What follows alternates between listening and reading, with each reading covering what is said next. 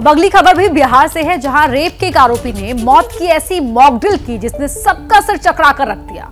उसने सजा से बचने के लिए 4 साल पहले खुद को मुर्दा घोषित करवा दिया था, लेकिन उसकी जालसाजी पकड़ी गई और उसे जेल जाना ही पड़ा।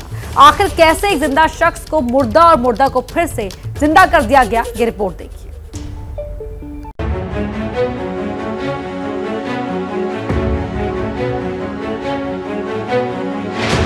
ये तस्वीर देखिए, आंखें बंद, गले में फूलमाला और शरीर में रामनामी। अब ये दूसरी तस्वीर देखिए, चिता पर रखा शव और उस पर लकड़ियां रखता एक शख्स। इन तस्वीरों को देखकर कोई भी कहेगा कि इस व्यक्ति की मौत हो गई है और उसके बाद उसका अंतिम संस्कार किया गया।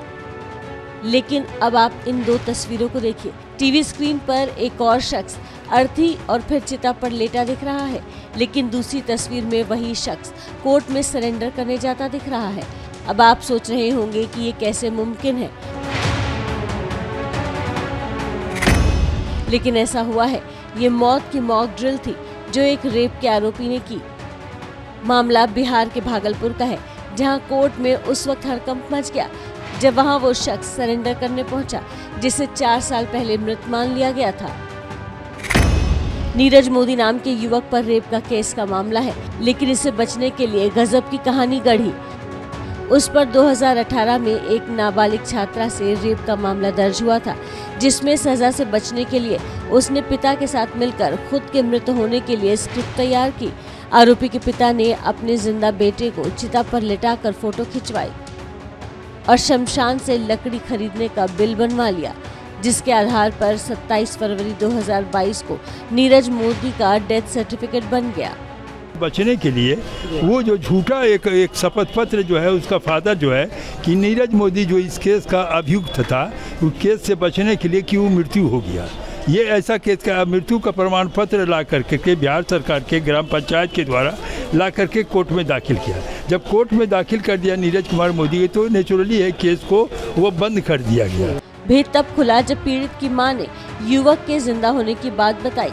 जांच कराई तो फर्जी प्रमाण पत्र की बात सामने आई। मैं अपना लेटर पर से कोई साबित नहीं करता कि मैं उसको नहीं लिख के भी नहीं दिया हूँ।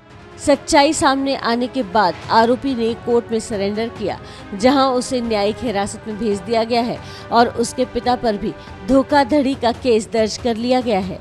और अब खबर बिहार से, जहां पर कश्मीर को लेकर बखेड़ा खड़ा हो गया है। 7वीं कक्षा की परीक्षा के दौरान प्रश्न पत्र में कश्मीर को एक अलग देश बता दिया गया, जिसको लेकर अब सवाल उठने लगे हैं। कुछ लोग इसे मानवीय भूल बता रहे हैं, तो कुछ लोग इसे साजिश करार दे रहे हैं।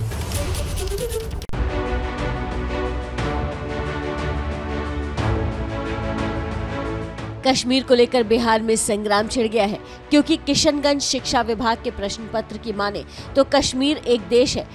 यकीन न हो तो बिहार शिक्षा बोर्ड के 7वीं कक्षा का ये प्रश्न पत्र देख लीजिए। इस प्रश्न पत्र में पूछा गया है कि इन देशों के नागरिकों को क्या कहा जाता है, और ऑप्शंस में चीन, नेपाल, इंग्लैंड और भारत के साथ कश्मीर का भी विकल्प दिया गया है। और यही विवाद की वजह है, क्योंकि कश्मीर भारत का अभिन्न अंग है, तो ऐसे में उसे देश बताकर कैसे सवाल पूछा गया। हालांकि टीचरों का कहना है कि ये मानव निर्मित भूल है। क्या है सर? मानव निर्मित भूल है, वो चूक है जो कि नहीं होना चाहिए, लेकिन क्वेश्चन को सेट करने में कहेंगे कि मैंने लापरवाही बरती गई है, जो नहीं होना चाहिए। यही नहीं, सामाजिक कार्यकर्ता इस लापरवाही के लिए जिम्मेदार लोगों पर कार्रवाई की मांग कर रहे हैं। अगर ये प्रिंटिंग मिस्टेक है तो उस पर सुधार करने की आवश्यकता है, उस प्रिंटर्स पे भी कार्रवाई करने की आवश्यकता है, और जो लोग भी जवाबदेह हैं, जिम्मेदार हैं, उनको इसको देखना चाहिए था। वहीं बीजेपी का आरोप है कि एक साजिश के तहत बिहार में इस तरह का कार्य किया जा रहा है। क्या मजबूरी है मेरी, बताइए।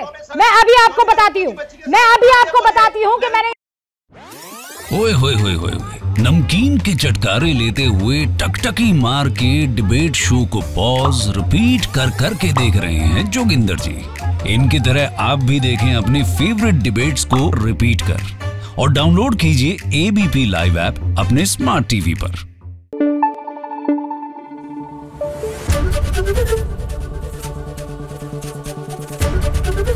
एबीपी न्यूज आपको रखे आगे।